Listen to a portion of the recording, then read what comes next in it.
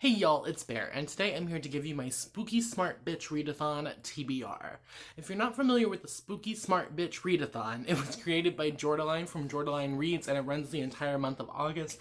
Jordaline Reads is a horror booktuber, primarily horror and manga, and this readathon, the point of it is to read horror, but to read horror and read spooky books in a smart way. So there are 7 prompts and a group book, and I'm gonna burn through my TBR for it right quick, tell you what I'm gonna read, as well as like some hopefuls if I can also squeeze them in this month in August. So the first prompt is to read either a true crime novel or a novel based on real events, and for that I'm reading The Serpent and the Spirit, Glenn Summerford's story by Thomas Burton. But basically this was a case that happened in the 90s where a Pentecostal preacher, the snake handling preacher, tried to kill his wife by snake bite. There's a verse in the Bible, and I believe Deuteronomy, that says, like, they shall take up serpents, and if you take up the snakes and they don't bite you, that means that you are a person of God, that your faith is strong enough. So he was trying to prove that she was not a faithful person by saying she died by a snake bite, basically so he could go marry the woman that he was cheating on her with.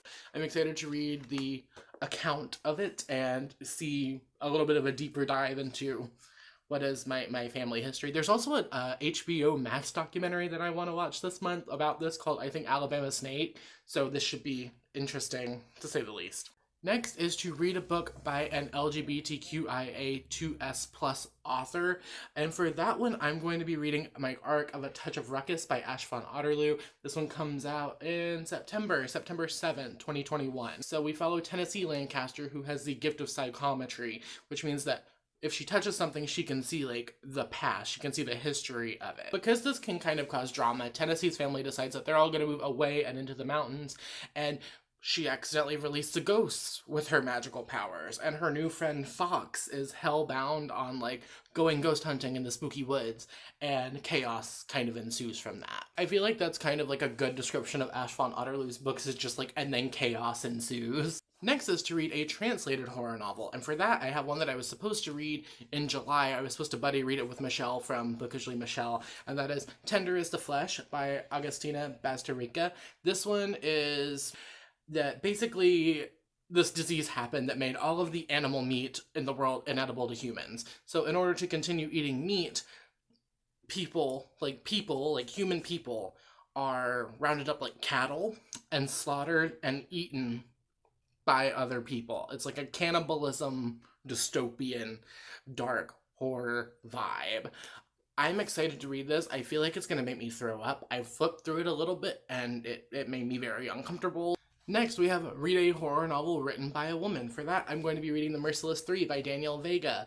I finally have books 3 and 4 in the series, and you know that I'm about to tear into these. I'm so excited. But basically, Sophia Flores ends up getting looped in with these popular girls at her new high school, and they try to perform an exorcism on this weird girl. And plot twist, like, the exorcism was not just like a prank, like there are actually demons possessing teenage girls in this series. So this one follows a girl named Brooklyn, who is the girl that they attempted an exorcism on. This is Brooklyn's possession origin story. And we have read a horror novel by a Black, Indigenous, or author of color, and for that one I have My Heart is a Chainsaw by Stephen Graham Jones. This one comes out August 31st. I've been waiting until publication month to read it so I can discuss my thoughts as the book comes out, and I'm just so excited. I'm so pumped. This one follows a girl named Jade who lives on a reservation, and it's starting to become gentrified. People are moving in, building summer homes. There's like white people on boats, and that doesn't really vibe with her. Jade is also a walking horror movie encyclopedia, same, and is convinced that there is going to be a serial killer. It's going to be like a whole slasher situation, and has to use her knowledge of horror movies to survive. Am I Jade? I think I might be Jade. Then, read a book that you have never seen discussed on social media, and I have not seen this book talked about on any social media unless I was talking about it or people I've told about it were talking about it. That is They Threw Us Away by Daniel Krauss. This is the first book in the Teddy's saga, I believe it's called, and it's a middle grade children's horror novel about teddy bears who are thrown away. They wake up in the dumpster and they decide, like, oh, we need to go back to the children who threw us away because, like, they're our kids and we love them. So it's them journeying through this dump to go find the children that ultimately threw them in the trash. It's gonna make me cry. Bear reading the books about bears. gonna be a good time. Then you have to read a horror manga, and I wasn't really sure what to go for this because I'm still getting into manga, specifically horror manga. I am going to try and read Uzumaki, which my friend Mark is going to let me borrow. But if I can't get to that, I'm going to be reading Hellsing by Kota Hirano.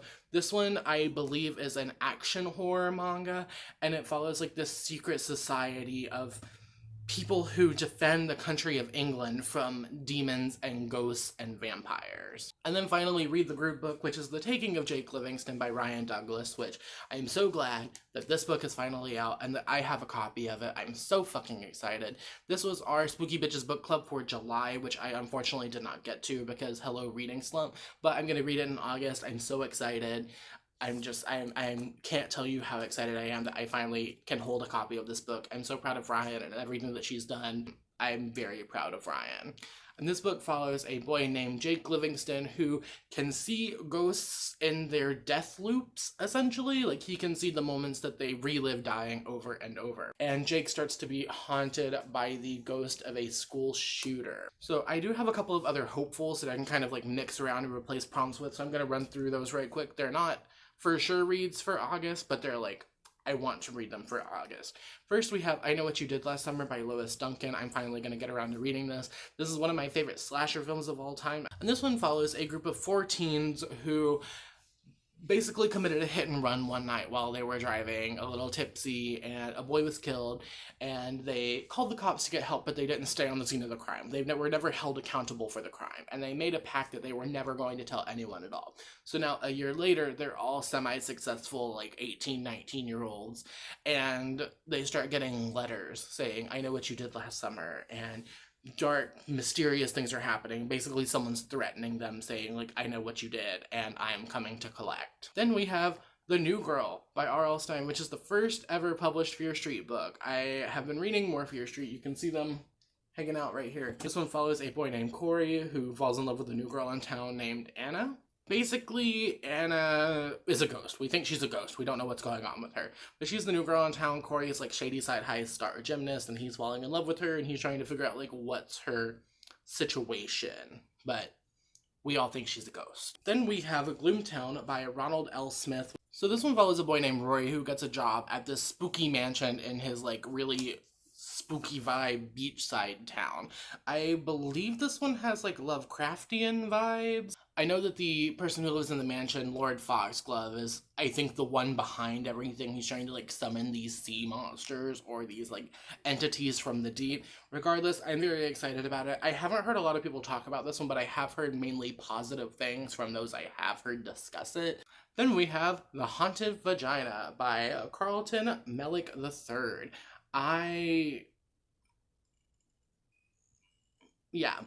Then we have The Haunted Vagina by Carlton Mellick III. I feel really stupid giving a plot synopsis for this, but basically this book follows a man whose girlfriend is a portal to the underworld.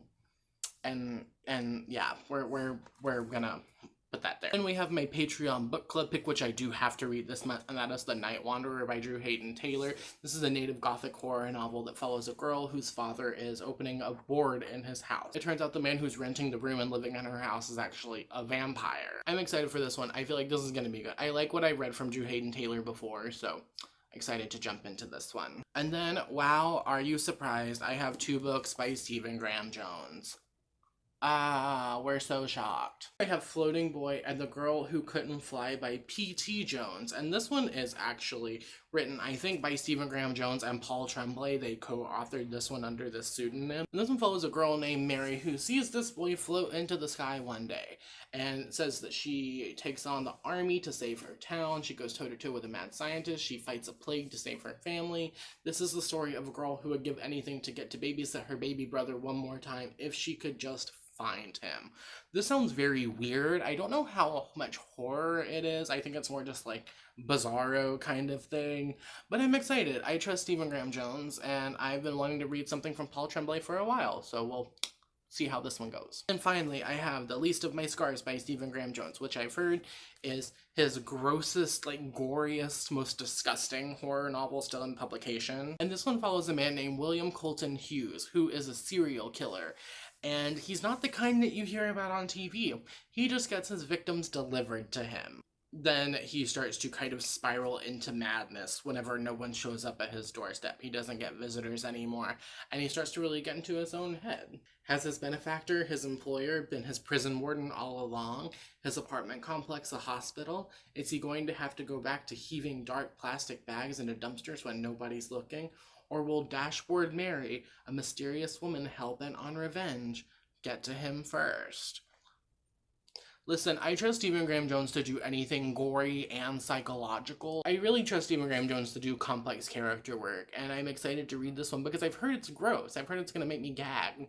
So these are all the books that I am going to attempt to read in August. These are the ones I'm interested in reading in August at the very least. If you've read any of them, let me know your thoughts on them downstairs. Let's have a chit chat. Just make sure you keep your comments spoiler free so no one gets spoiled. Comment question of the day. Let me know the book that you're most excited to read about in August. Are you participating in the Spooky Smart Bitch Readathon? Let me know if you're reading any of these, if you'd be interested in buddy reading. That could be fun. If you don't have an answer, you don't have time, you don't have the spoons, or you don't want to answer, then let me know you made it all the way until the end by leaving me a yellow heart or a smiley face emoticon downstairs. Everything and everyone that I've mentioned will be in the description box below, so go check all of that out, as well as places you can support me further, social medias you can follow me around, etc., etc. Alright, I hope you have a wonderful, whenever it is, wherever you are, and I will see you next time with another video. Thank you for watching. Okay.